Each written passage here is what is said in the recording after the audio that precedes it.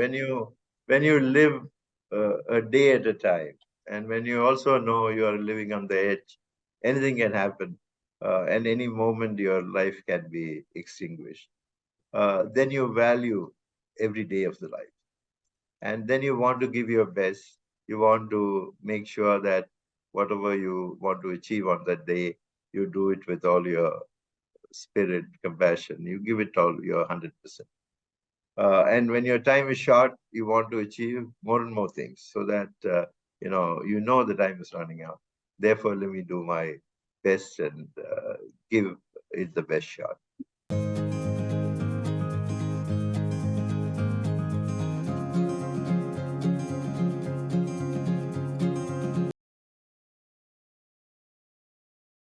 Hello, everyone. Welcome to the Hero's Journey webinar today. I'm Kiva from Kocharya, and it's lovely to have you all join us today. Do take a couple of seconds to share with us where you're joining us from. You could use the chat box here. Share a quick hello. So it'll be nice to know who's joining, where you're joining us from. Hi, Yamini. Yamini is from Team Kocharya, and she's the chat moderator. So if you have any questions, anything, any links you'd like Yamini to share, she'll be the right person. Hi, Tarun. Nice to have you here. Hello, Ashok. Hi, Jorim. Hello. So we have people from India, Delhi, Chennai, Spain, UK. Hi, Daniel. Hi, Bhavin. Hello, Geeta. Hello, everyone. A mixed crowd, people from different parts of the world. So I'm going to just take a minute to share with you all just two updates from our end before I invite our guests today and share details about the webinar. So I'm going to just share my screen with you all. A lot of participants who join us ask us for details regarding the CCEUs. So we thought we'll use this opportunity to let you all know all the details about CCEUs. So as you know, we have 3 webinar series. We have the Future of Coaching that happens on the 2nd Wednesdays of each month. We have the Hero's Journey webinar that happens on 3rd Wednesday. That's today. And we have the Masters in Coaching that happens on the 4th Wednesday. So for each of these webinars, for attending the webinar for 60 sessions, you can either claim a resource development certificate or a coaching credential. So from our series, you can get coaching credentials for attending the Masters in Coaching webinar, and you can claim RDs, 1 RD each for Future of Coaching or Hero's Journey. So what are the steps to avail the certificate? You have to attend the full webinar. You will receive an email from our team to claim the certificate. And then there is a link that's on the email. So when you click on that and you fill out a survey, you can then go ahead and download the certificate. If you're wondering what you can do with these certificates, as many of you might already know, that you can use these at the time of renewing your credential. So you can accumulate these and then use them at that time. If you are looking for more resource development certificates, we are also organizing thought leadership discussions, and these are free of cost as well. These happen 3 times in a month, and Yamini will be able to share some details about those in the chat box with you all. I'm also going to just take a few more seconds to share with you all details regarding some upcoming courses in July. And once again, I'm going to request Yamini to share the details with everybody. So I hope you can see my screen. So in August, we have 3 courses lined up. The first is a Kocharya Coach Supervision Program. So that is for a coach who's already an ACC, PCC, or MCC. Yamini will share all the details about this in the chat box, and you can also write to us at contact@kocharya.com for the details. On the 19th, we have a coaching foundation course with Prakash Rao, a master certified coach. So this is for people who haven't started their coaching journey yet. And if you want to get started, then this would be the right program for you. for people who've already completed either their coach training for ACC or have got the ACC credential and want to now move towards preparing for their PCC, we have the advanced coaching program starting on the 24th with Cindy. So that's it from my end. And those are all the details about the programs. Yamini will again share all the details with you. Okay, so now coming back to the webinar today, and I'd like to welcome our guest, Mr. Verghese Jacob, and also our host, Avril. If you could join us. Thank you, Avril. All right. Hello, So everyone. lovely to have you here with us, Mr. Verghese. I'm going to just take a couple of minutes to share with the audience a little about this webinar series, and then I'm going to hand it over to the two of you.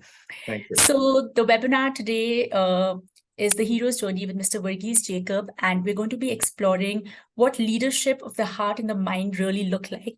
And who better to actually explore this with than Mr. Verghese Jacob. He has had an exemplary journey through his career, both in the corporate space and in the social development space.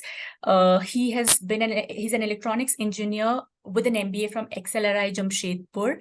Mr. Verghese has worked for over 4 decades. He's mastered both the corporate and the social domains, like I shared with you, from pivotal roles at Godrej, including head of marketing, machine tools division, to the CEO of a joint venture. Mr. Verghese's work has made tremendous impact in diverse realms. Transitioning to the social sector, he guided foundations and enterprises, and at present, he serves as a director, mentor, and active contributor to CSR programs. So thank you so much, Mr. Verghese, for joining us. I'm going to now welcome Avril, the host of the Hero's Journey webinar, to take over from here. Thank you, Kiva. Thank you so much. Welcome, Mr. Verghese. This is such an honor. You're welcome. This is such an honor for me to do this with you today, because I'm at the start of it, I must say that I'm a fan, and a fan because not just because of your eclectic career, but because of the person that you are. And I'm so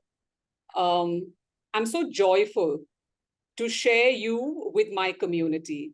So let me quickly welcome all my fellow coaches. Hi, everyone. Hi. Thank you for tuning in from so many different parts of the world and from so many different parts of our wonderful country. Happy Independence Day for yesterday. And, I think freedom is something that we take for granted. And I think it's wonderful to live in a free country, isn't it? And it's wonderful for us to have freedom and freedom to meet and to talk about things and to discuss things and to have wonderful guests like Mr. Verghese. So before I don't want to waste any more time. So let me go ahead.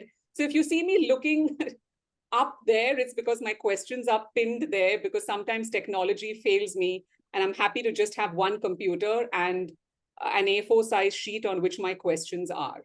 So for those of you who got the invite, Mr. Verghese's resume is too long to mention, and also you'll take very long to go through it, because as you read one thing about Mr. Verghese and you think, oh, wow, then you read another and it's like, oh, wow, and then it's the third. So, you may take extra time because he's a man of many skills and many talents. So let me just jump into my first question. And I would like to ask you, Mr. Verghese, you transitioned from an electronics engineer to an MBA in marketing and finance, and then into diverse roles in corporate and social sectors. So can you tell us, how have these multidisciplinary experiences shaped your perspective on leadership, especially in the social domain? Thank you, Avril. Thanks for the wonderful words of welcome. My life journey has been probably in 3 phases. The first phase for everyone is academics. All of us try to excel at academics, get into graduation, post-graduation. And the ultimate aim of that is to get into a job, and a good job, a good career. So I followed the same route. So switching from engineering to MBA was easy. I didn't like engineering too much. So I was looking for an exit into something more broader and not too specialized. And management came as a wonderful ally in doing that. But when I finished management and I got into corporate life, I realized you can't run away from specializing. Whatever you do, whatever you want to excel, you have to know the nuts and bolts of it well. Of course, the large picture is given by the management perspective, more at the strategic level. But at the doing level, at the operational excellence level, you need to know your details, without which, which means every assignment I did, I learned on the job and learned every day, worked very hard for it. And in Godrej, I was very fortunate. I was given diverse assignments over a period of 20 years. I must have done about 12 assignments. The longest one was 3 years, and the shortest one was probably 6 months. So I was job rotated from sales to marketing to manufacturing to heading a division, heading a function, the whole HR for the group company, then a head of joint venture. So there was very little I did not learn on the job, and Godrej had been very kind to me that way. And then when my shift to social sector happened, that was primarily because of my health reasons. I realized my time may be running out. So I wanted to contribute to a larger cause. And that's how I joined the social sector in the early 2000s. So there I realized, again, it's a great learning experience. None of what I had learned or practiced in corporate life had gone away. In fact, I felt it was a huge opportunity to practice and make a difference to the lives of people. So when you do the same thing in corporate life, you are probably, enhancing the wealth of the company or a few shareholders or increasing your sales. That's a routine stuff that every company does, and you also benefit as an employee in the bargain. But your perspective is limited. You're still operating in the first two rungs of the Maslow's hierarchy. Mostly, it is security needs, esteem needs, that sort of level.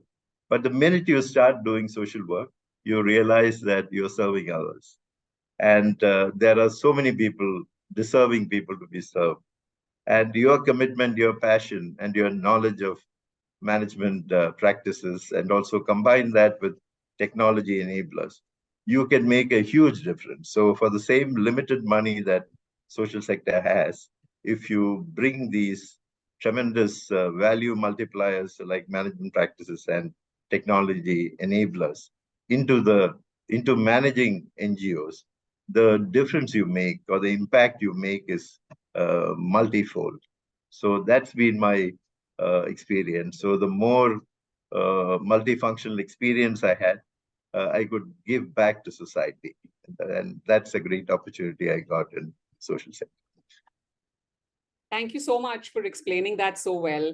So I think the multiplier effect is something that I picked up on in terms of making a difference in the social sector, because I think having intent is great, but having the wherewithal and the bandwidth and the social and emotional intelligence and the skill set to actually bring everything onto the table and make sense out of it and make it into something of a constructive framework is also important, because it's not, nothing can happen ad hoc. So I think your skills in so many different disciplines is something that also has kind of held you in good stead in the social domain. Absolutely. And here, of course, in the corporate sector, you're more attuned to efficiency, large volumes, getting people to do the organizational objectives correctly. But the IQ and the financial resources are uh, tuned towards that. But here, Yeah. there is a huge empathy factor, and the Yes. EQ level comes into play in a big way. So you are using your heart and mind much more than physical efficiencies or multiplier efficiencies associated with normal scaling of operations. So, Yes. and the social sector has been yearning for this sort of changes because they can't afford to uh, Yeah. buy these practices or buy even technology. For them, resources are limited. So if you're willing to give that free to the social sector, their impact is much larger and it's a very deserving cause. Thank you. Thank you, Mr. Verghese. So this leads me to my next question. So you're very, very closely involved with the Bairaju Foundation and with their expansive rural initiatives impacting over 2 million people. That's a lot of people. What were some of those pivotal moments or challenges that really solidified your commitment to rural transformation? For me, after 99, I was very clear I wanted to get into the social sector. And I was looking for a suitable opening. At one point of time, when I was working in corporate life, I even thought maybe I'll retire early and do some small social work on my own back in my state, Kerala. That was my small dream. But when my time was running out, I realized I cannot wait for my corporate career to end. I need to start this journey earlier than later. And that's what pushed me into the sector, or I was glad I went in there at the age of 46. So since the early 2000, I've been working in the sector. And why rural development again was, Bairaju Foundation was an organization dedicated to rural development. And the numbers justified that much more because at that time, 45% of India's population was still living under poverty line. You won't believe it. This is in 2000. We had more than 65 crores of people living under $1 a day income. This was the state of affairs. Of course, now things have improved drastically. Still, we have more than 23 crores of people living under $2 a day. But the stark fact was, uh, none of the prosperity that we were showing in our urban areas had filtered down to the rural areas. And people were just migrating to the cities, hoping that they will earn something more. But their quality of life was still abysmal. Yeah. And there was stark poverty, including starvation. There were many homes in Andhra villages itself. I saw were only having one meal a day. So whenever we adopted villages, we adopted 200 villages. One of the criteria was at least out of 5,000 population village, about 3,000 people should be literally under poverty line so that we can make a big impact and improve their economic plight as well as the social other parameters of social development. So there was a huge opportunity, and India also housed. Even today, we have the dubious statistics of housing the maximum number of poor across the world, because out of 8 billion people, 1 billion are still living under $2 a day. Uh, so for them, out of that, almost 20% of the people are in India, in one country. So we are still a sort of poverty capital of the world, which we can certainly improve if everyone has awareness of this and is willing to uh, pool in their resources to make sure that every family comes out of this poverty trap. It is not, then the other unfortunate part is it's not because there's shortage of money. There was a little shortage of money probably by 2010 or whatever.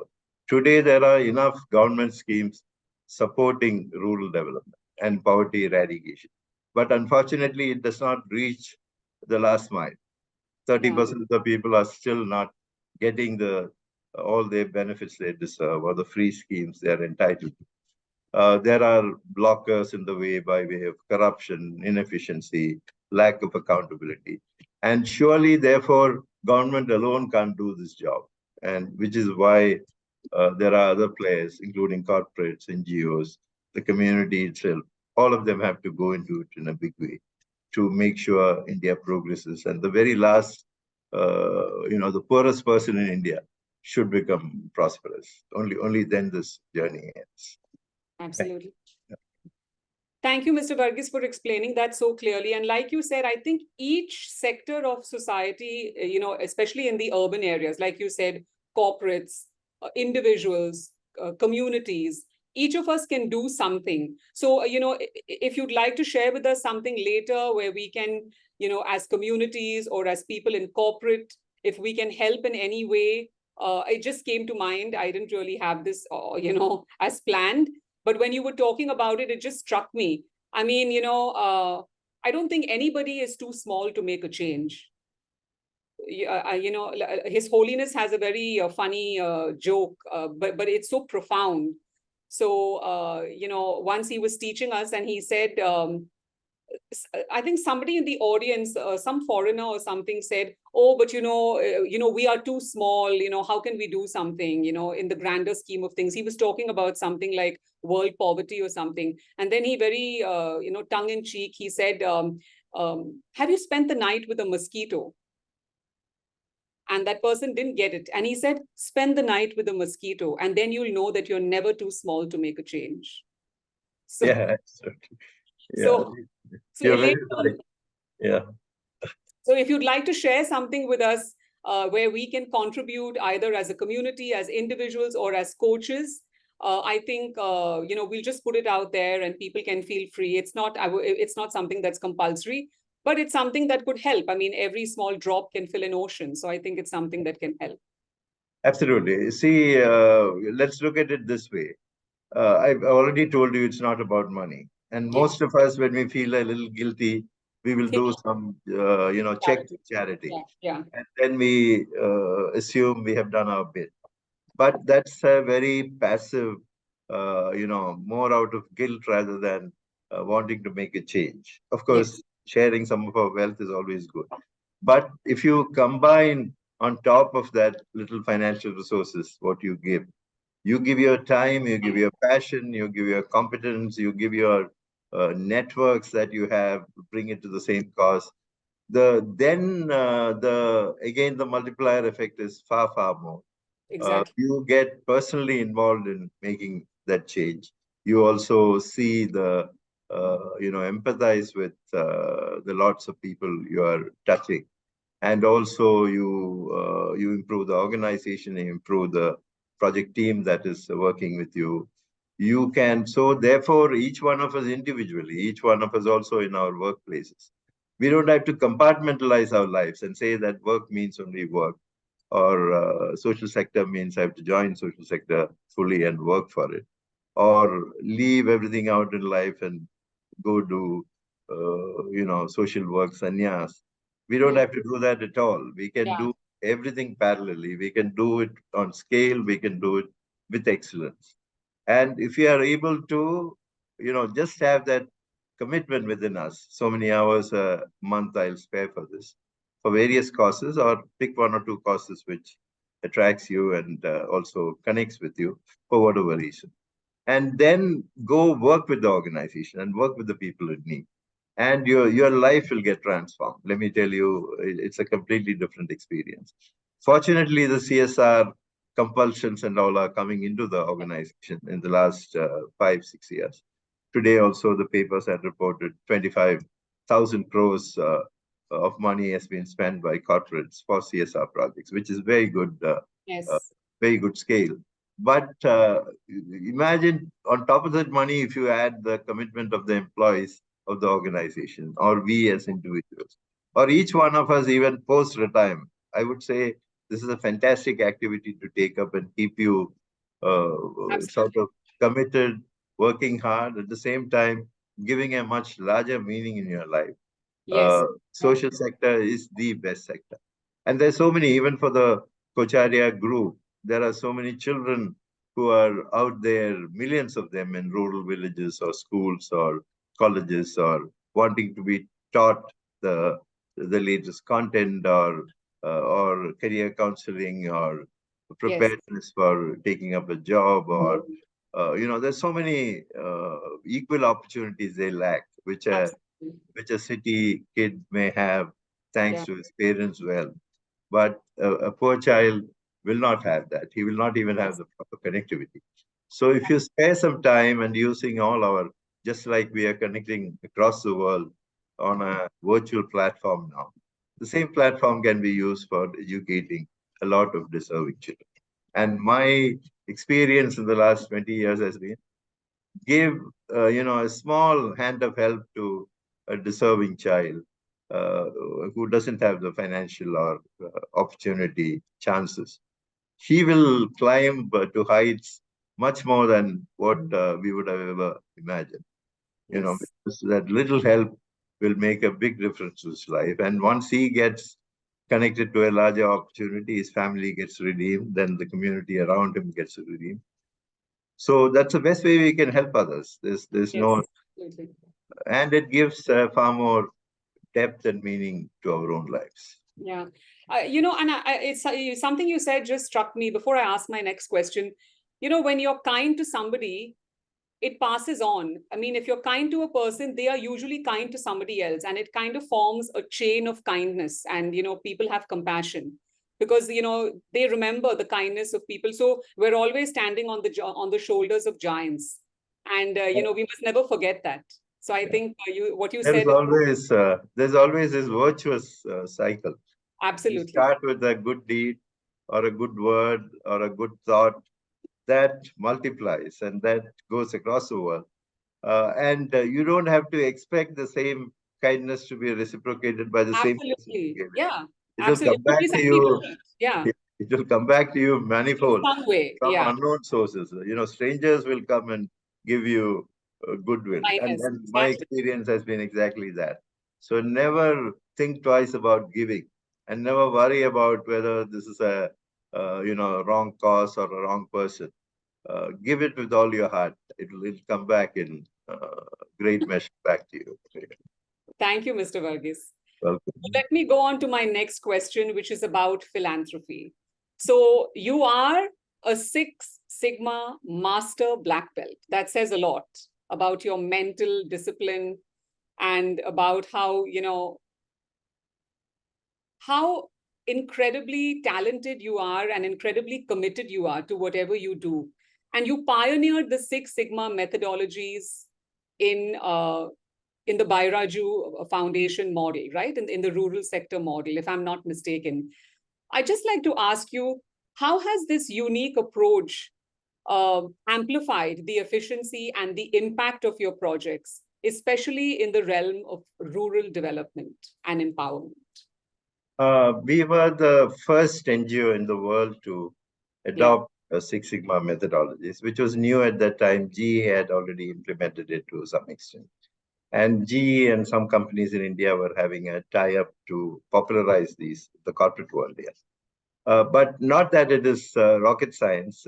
Fundamentally, Six Sigma only says that you improve your processes and your way of either manufacturing a product or offering a service and make the least number of defects or errors possible. That means you are yearning or aiming towards perfection on a daily basis, tracking how many errors are committed, trying to minimize that, analyze the root cause of that for how did that error happen? Can I improve my process too? Not to let it happen again. And that's how it's done. So all the services we ran across villages, over 40 projects we were doing, we instituted this methodology. And there were 150 teams working parallelly on a daily basis to reduce the uh, number of defects or errors. So, three defects in a million is when you achieve Six Sigma excellence. But when you start, you may have maybe 20% of your attempts at giving a service or rolling out a program, maybe not the right way, or the customer may not appreciate it, or you won't get it right. So if you're focused on doing that, it's a permanent quest for excellence. It's nothing Yes. else. It's a way of life, just like TQM, total quality management, or even statistical techniques. Here you combine both of it. The quest is for absolute perfection, but you combine many other tools on the way to make sure that your errors are coming down on a daily basis. And this is only one of, I wouldn't say it's a big deal. for having done it first. And now most of corporates do it anyway. And there are many other quality tools available for achieving the same level of excellence. But the fact is, Bairaju Foundation was always open to pioneering many things, both in management practices and also technology. We were the first ones to introduce telemedicine in the country way back in 2002, even ahead of hospitals. We were the first ones to run rural BPOs. In 5 small villages, we started rural BPOs in 2003.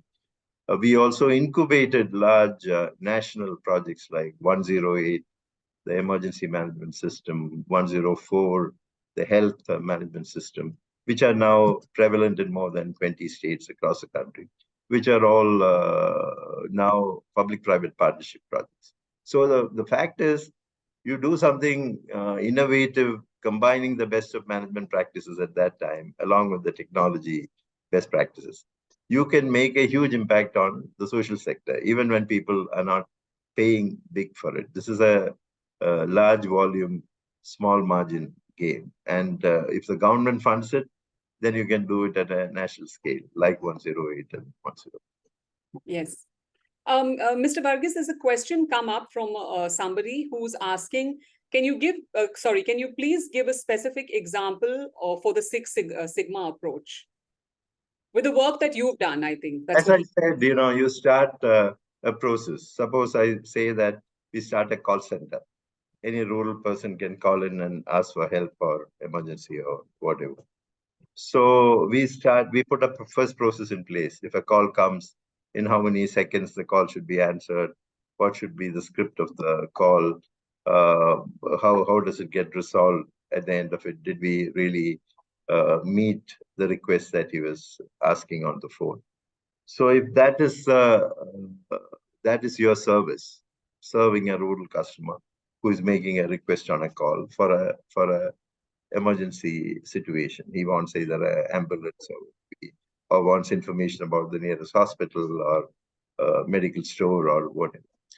So then the whole process is tracked. How many calls are we receiving? In how many calls are we meeting all the SLAs or the service level agreements? Is the customer happy? We also do a customer satisfaction survey. So when we start, normally our customer rating itself may be only 3 out of 5. So when you perfectly do a job and keep on avoiding more and more errors that can creep up, or meet even unusual requests by going out of the way and asking for time, but within the time go back to him and solve the problem, then your service levels improve dramatically. Your ability to satisfy every customer request yeah, from say 80% goes up first to 90. Then reaching 80% is easy. 80 to 90 is a little more tougher. When you go from 90 to 95, you're literally climbing the Everest. You run out of oxygen. yeah, And when you do 95 to 99, you have to stand on your head, and everyone has to be perfect in their approach towards service. And at the same time, you keep on tightening your service level and efficiencies, etc. So you are not running the same race. You have to accelerate your yes, yeah, services. Then the final frontier is between 98 and 99. It's almost impossible because if you have to bring down the defects to just 3 errors when 1 million opportunities are given to you, you can imagine the scale. absolutely. So if you're reaching there, you are really on top of the world. But even if you reach from 80 to 98, this experiment was considered quite successful by us because that itself is a Yes, and these are efficiencies then which can be compared with the best corporates in the world. It's nothing to do with whether the social sector is doing it or the best company is doing it. yeah, And then absolutely. with what additional resources are doing, what money you're spending hardly anything here. So that also becomes a factor in Yeah. improving efficiency. I hope I've answered the question. Yeah. Yeah, I think they said This that is they've a, answered. this is a concrete example of how Six Sigma projects are. Yeah. And there's one more question that's come in. Somebody is saying managing HR is a challenge in NGOs. Generally, monetary incentives are missing. So, how do you keep up the motivation? Very good question. Most of the time, when I started this journey, probably it was monetarily the least attractive sector to even contemplate join for a salary. So the minute you give up the concept that I'm joining here, not for the salary I earn, but for the opportunity to serve Yeah. and the opportunity to make a big impact, then your whole paradigm of job satisfaction and opportunity satisfaction completely changes. So that is what happened in the early 2000s. But today, the difference in salaries between corporate sector and the social sector probably is only about 30-40%. Those days, it was probably 80%.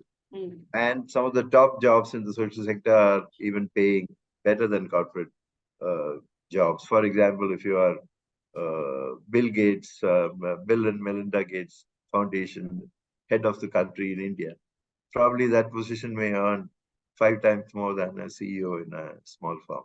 So Yes. it all depends on what you aim for and which organization you work for. But the long and short of it is you cannot motivate people with money here, because if anyone is joining here only for money, he is still stuck in that first rung of the Maslow's hierarchy. Yes. You need to elevate his aspirations. You need to elevate the fact that he is impacting thousands of lives, and this is an opportunity he'll never get. And you should involve his family in this. You should make sure that everyone feels joyous that he's doing a fantastic job. So there are many other motivation tools other than money you can use in the social sector, thanks to the fact that we are doing service to so many people. Yeah.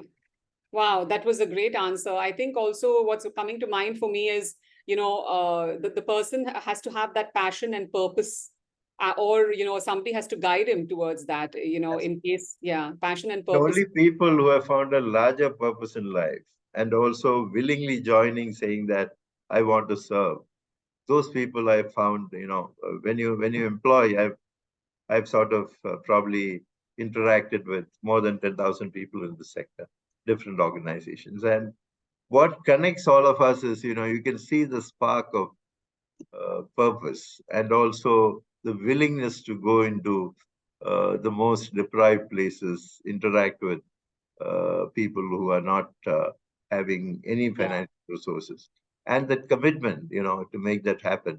And you find in 80-90% of the people who come into the sector. And many of them have left huge amounts of money back on the table in the corporate sector or wherever they come from, or they're willing to even give their money for the cause. And these are the stars, and they will change the world. Let me tell you, they will change the world. Whereas a guy who only worries about money or wants to serve only in the corporate life, he's climbing corporate ladders. But ultimately, if his conscience is right, in my case, it happened. After climbing all the corporate ladders, I felt the ladder itself was leaning against the wrong wall. So, wow. so, so then you come down and start from scratch again in the social sector, where climbing ladders is not your objective in life, but rubbing shoulders with everyone on the ground and bringing a smile on their faces. That's Yeah. your aim in life.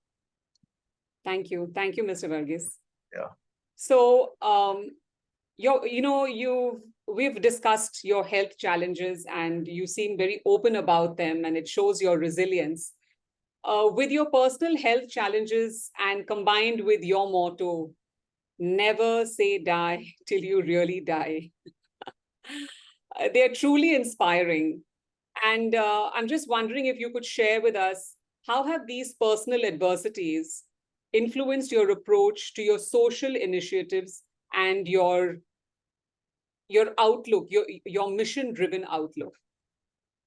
I'll answer the second question first. When you live a day at a time, and when you also know you are living on the edge, anything can happen, and any moment your life can be extinguished.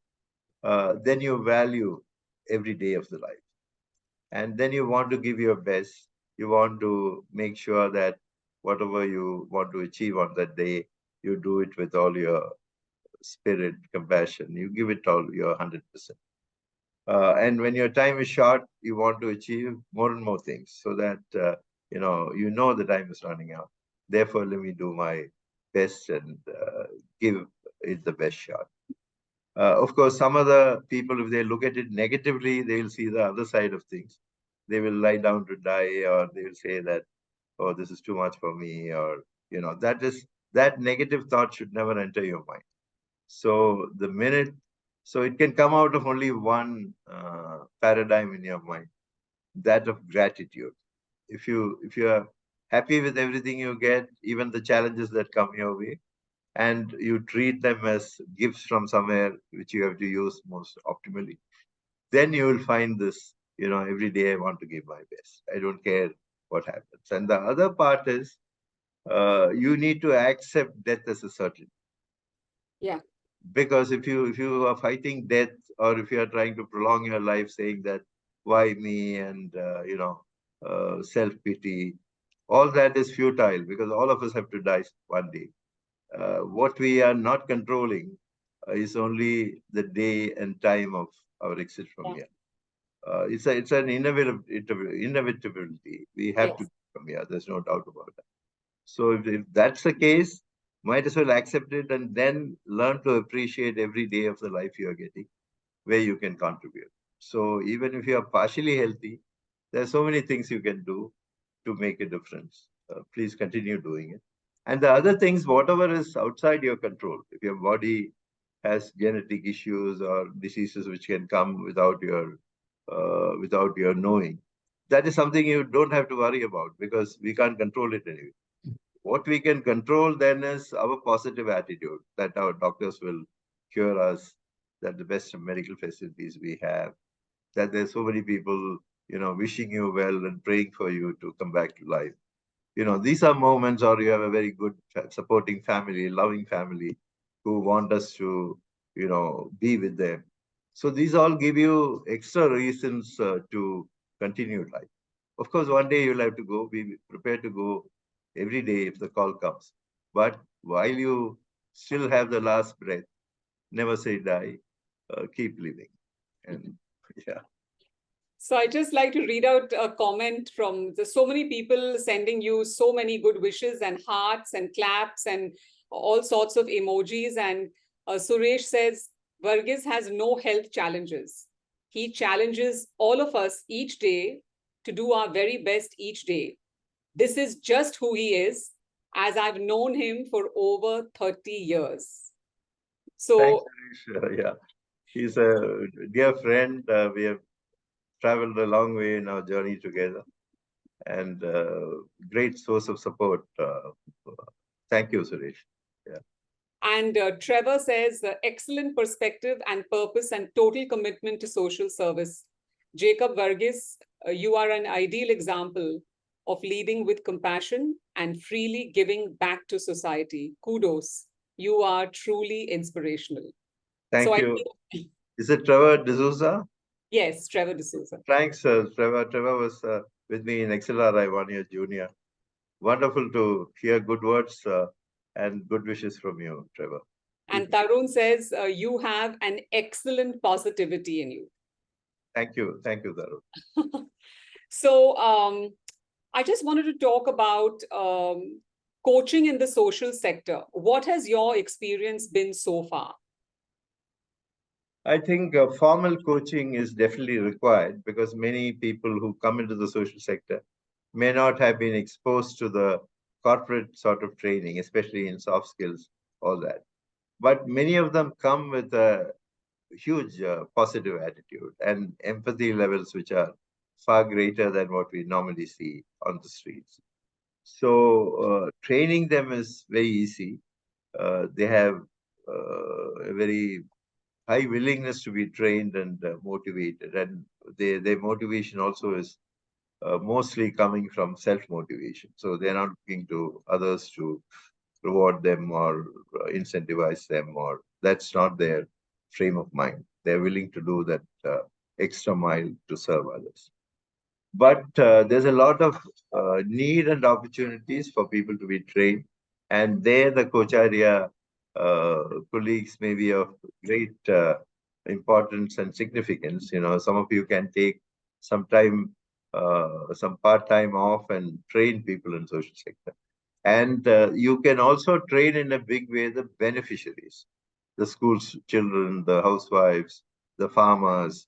There are plenty of knowledge and even soft skills training to be passed on to them. So there's a huge opportunity there. Also in social sector organizations, there can be structured ways of training program managers or CEOs or domain experts, because the sector is so huge. It spans across not only doing direct service, it also spans across policy making, advocacy, and all so many domains like education, healthcare, livelihoods, women empowerment, and sanitation, drinking water, healthcare.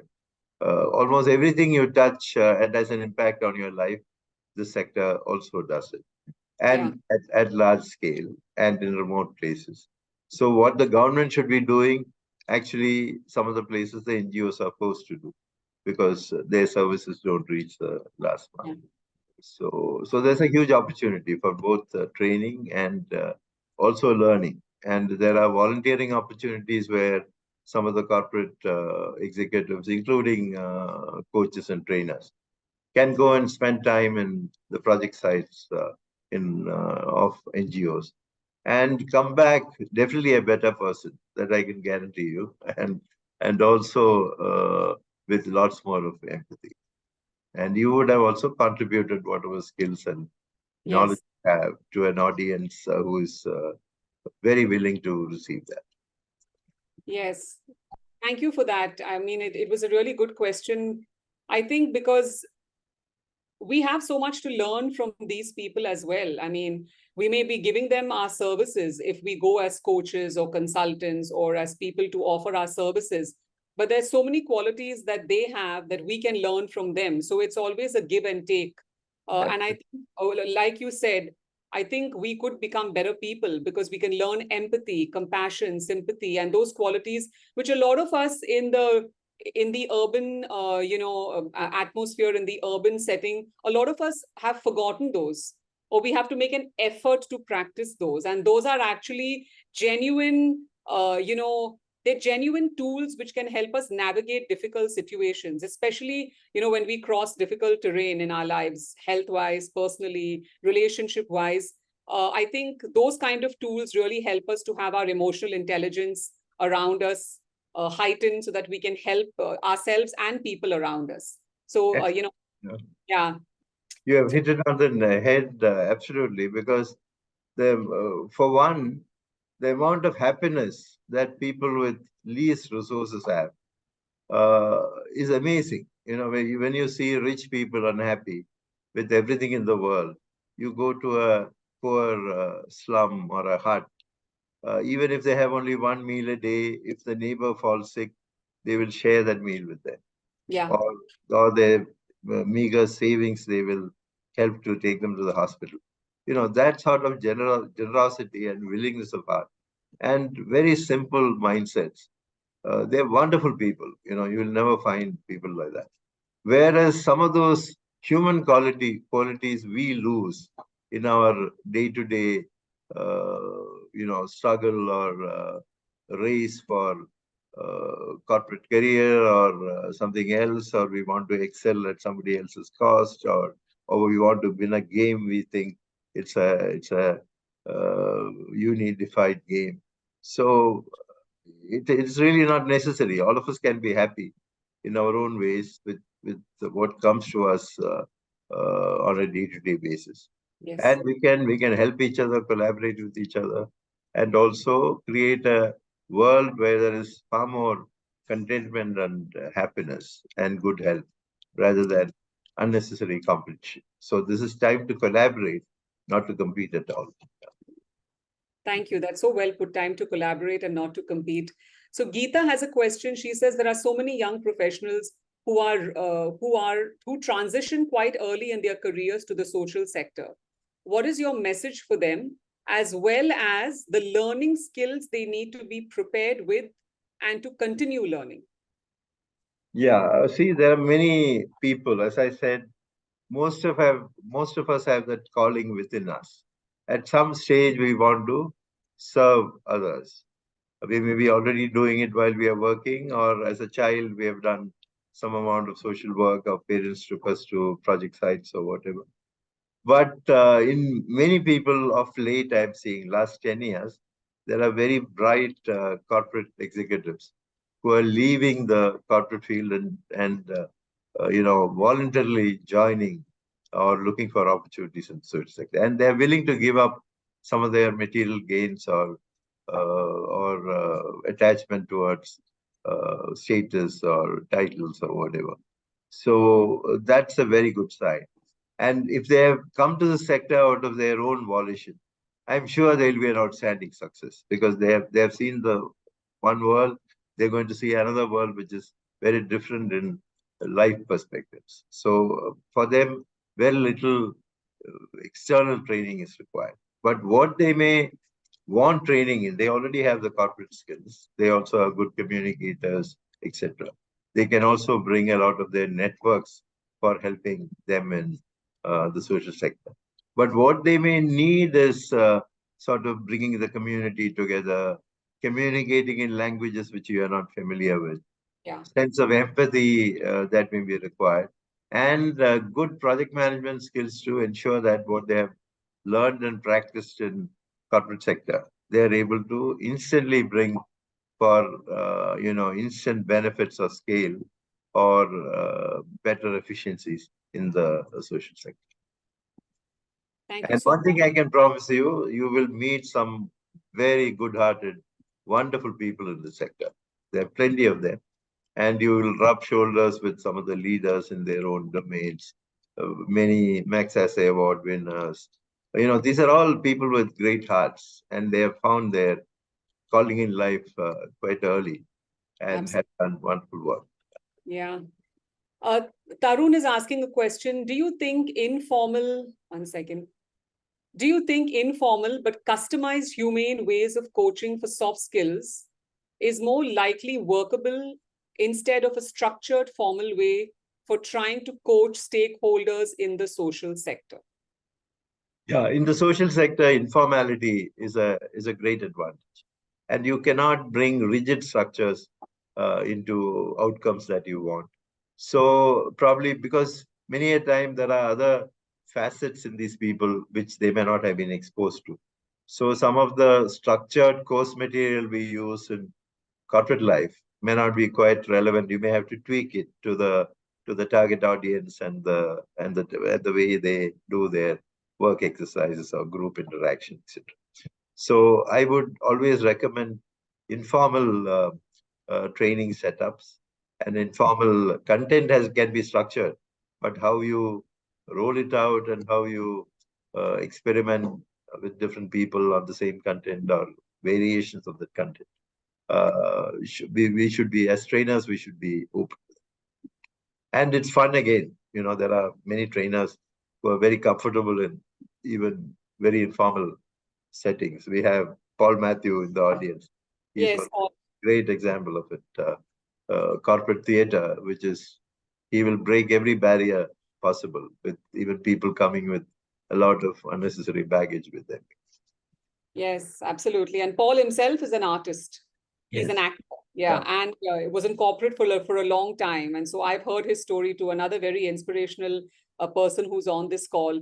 And for those of you who want to know a little bit more about Mr. Verghese, Reggie has written a long text over here. So you can read a little bit more about Mr. Verghese and why we are, why I think he has completely put aside his troubles, his hurdles, his what people would call problems on a personal, level, and he has literally gone way out of his comfort zone to serve others. A lot of us do many things, a lot of us do small things, but what he's doing is extremely extraordinary. And that's why I think the message that Reggie Verghese has put is really, really relevant. And Paul, thank you for your message. Paul said that he knows you for around 40 years, but in this last 40 minutes, he has learned so much more about you, and he wanted to thank you also. So you've Thanks. answered almost all my questions, and it's time for my last question, which is a very, very simple question. And my question to you is, Mr. Verghese, what gives you joy? Oh, you're asking me to define my life philosophy. Very simple. What gives me joy is when I find joy in others' faces. People who I am able to help out, including my family, friends, anyone where my social work or my team social work or my organization social work has impacted. And if they are smiling, I am most joyful. Thank you so much. And what is your what do you think about the future in terms of your involvement with NGOs, with the Bairaju Foundation? What do you think the future holds for you? Is it really critical, to integrate technology with sustainability of social initiative in your mind? See, there's a lot more that the NGO sector in the country can transform into and also contribute.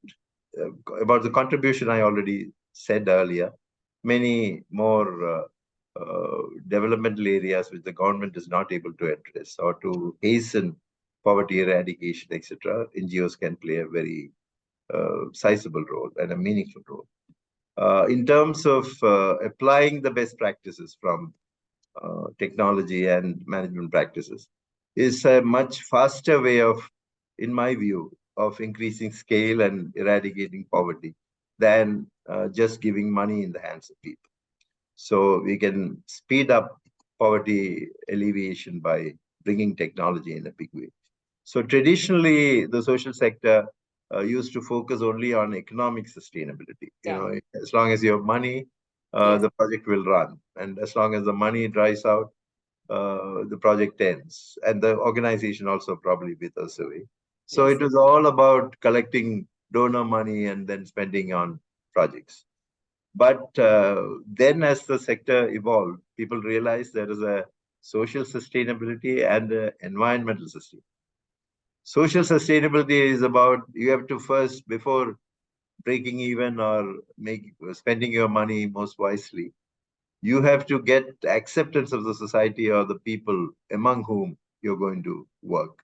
They have to accept you as a person. They have to mean well. They have to be convinced that what you're doing for them is good for them in the long run as well as the short term. And they should welcome you with open arms when you're going there to do service. So that is the social sustainability. And we have focused a lot on that because unless the villagers accept us and we are Yeah. part of them, there's no point in going there because you will only have hostility.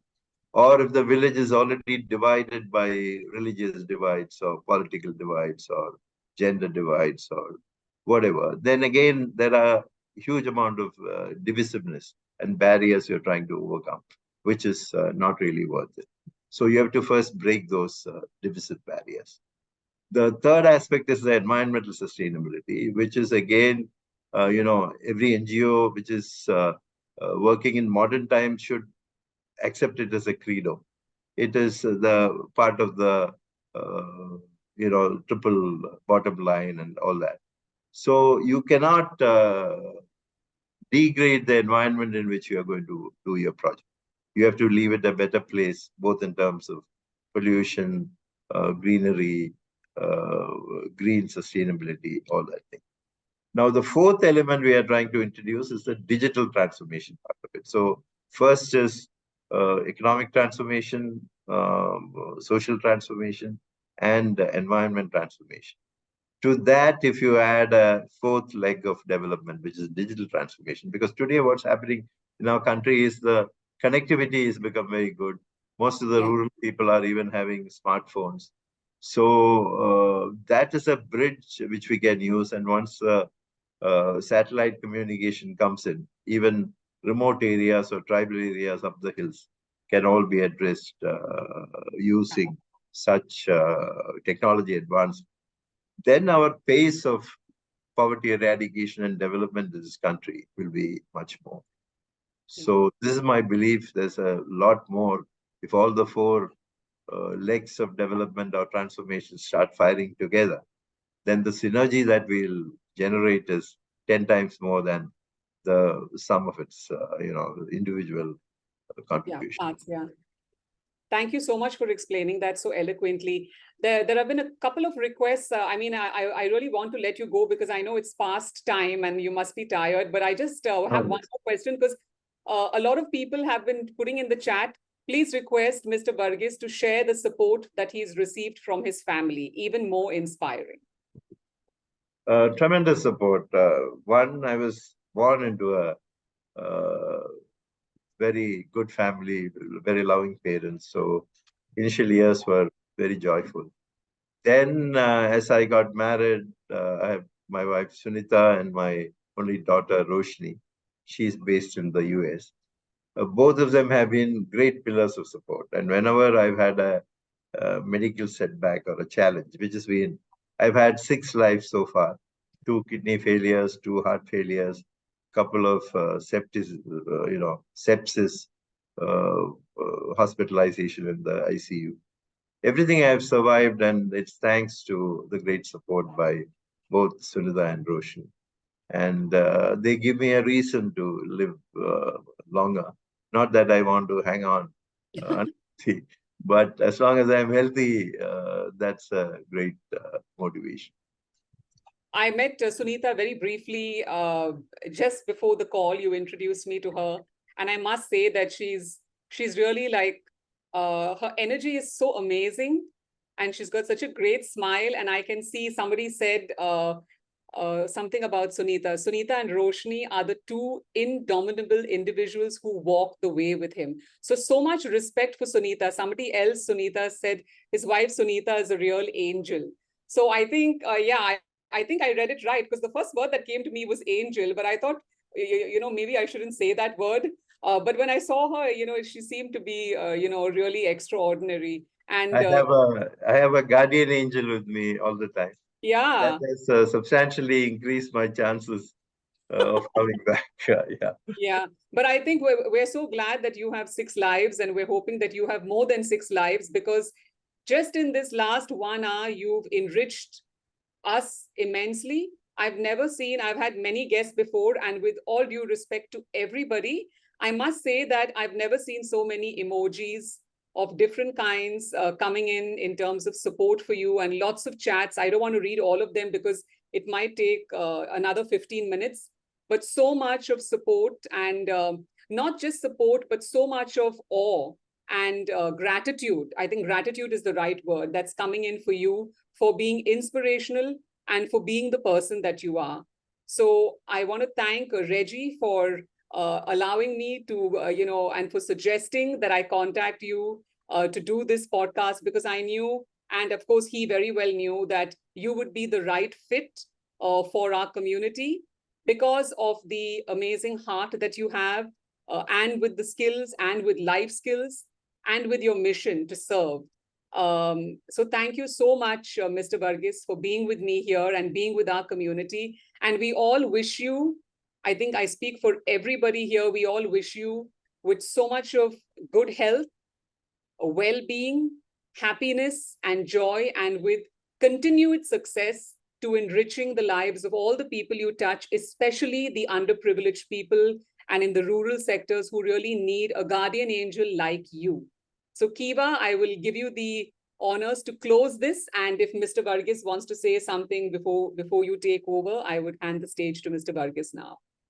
Thank you, Avril, for all the kind words. You've been a wonderful interviewer, because the type of questions you asked went beyond many of the aspects that I was readily willing to talk, and you put me at ease and also opened up some vistas of my life, which probably very few know.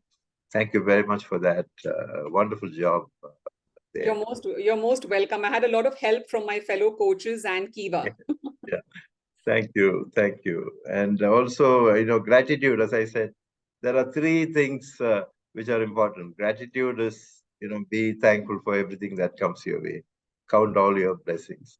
Second is attitude. The very same thing, illness can be, you can look at it completely negatively, what I explained earlier, or anything that comes in your life. If you are dissatisfied, unhappy, these are all negative sentiments, or you are unhappy with the person. So that actually ultimately affects you. It doesn't affect anyone else, and people Absolutely. don't realize that.